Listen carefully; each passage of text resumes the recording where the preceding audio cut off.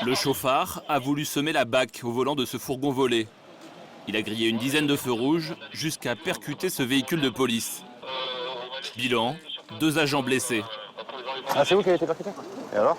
Vous avez mal ou? Jean-Marc plus que moi. Il est où, Jean-Marc? Mal au cou, il est dans le bien salut. Le plus grièvement blessé a une entorse des cervicales. Oh mon Jean-Marc alors? Ça va?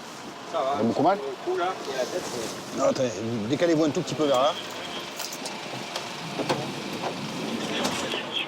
Le chauffard est conduit par la BAC à l'évêché pour être placé en garde à vue. Bon, allez, bonsoir, merci beaucoup. TN13, TI 902. L'année dernière, à Marseille, 535 policiers ont été blessés en service. Est-ce que c'est un métier plus risqué à Marseille qu'ailleurs? Non, le métier de policier peut être dangereux. On a affaire à des gens qui sont des malfaiteurs, qui feront tout dans la mesure du possible pour ne pas être interpellés.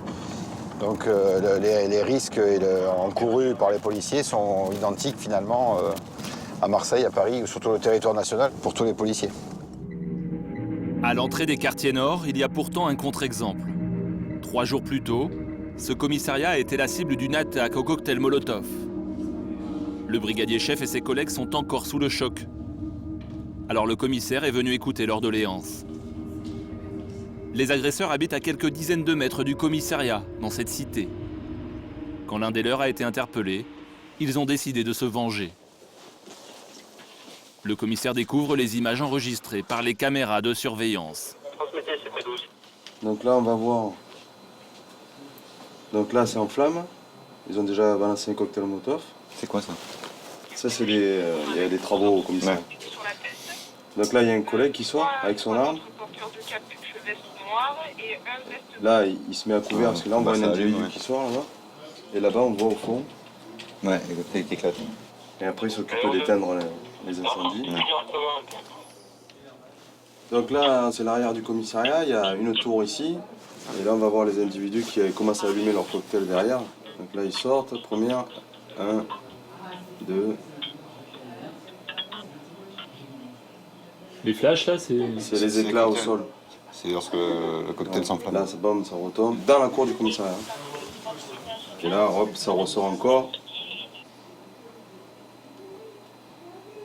Donc clairement, vous êtes visé, vous. Voilà. Ah oui, c'est oui. Ouais, C'est de la violence ordinaire, ça? Si on peut appeler ça ordinaire. Malheureusement, on en vient à être habitué à ce genre de violence. Moi, quand je suis arrivé en 2007, c'était 40 attaques du commissariat par an.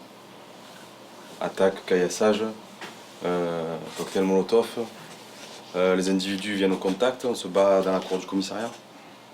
Donc, voilà. Individu, des gros bandits ou? Non.